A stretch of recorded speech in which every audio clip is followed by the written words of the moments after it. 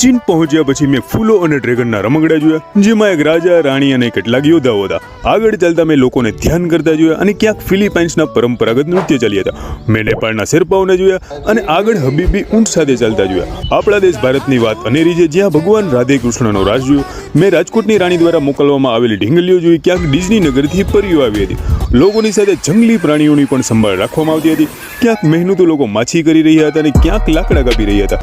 હું આદિવાસી કબીલા સુધી પહોંચ્યો, પરંતુ મારો જીવ જોખમમાં મૂકીને હું ઘોડા સાથે ભાગી ગયો. ક્યાંક રમકડા જીવતા નથી જાય તે ડરથી અમેરિકા ઢીંગલીનો ચહેરો નહોતો બનાવતા, પરંતુ પોતાનું વચન તોડીને એનાબેલને જીવંત કરી નાખી. પિયાનોના સૂર સાથે વિશ્વ સુંદરીનું સ્વાગત કરવામાં આવી રહ્યું હતું. મેં નીલભાઈનું ચંદ્ર પર પહેલું પગલું ભરતા જોયું અને ક્યાંક લોકો બરફ વર્ષાનો આનંદ માણી રહ્યા હતા. મેં જોયું મેકલોડગઢ સ્ટેશનથી, જ્યાં લોકો ખુશીથી બાજરીનો રોટલો ખાવા માટે આવતા હતા. મારા સ્વપ્નની દુનિયામાંથી બહાર આવીને મેં દેશના તમામ રોટરી ક્લબનો આભાર માન્યો. તો મળીએ મિત્રો એક નવા મિની વ્લોગમાં.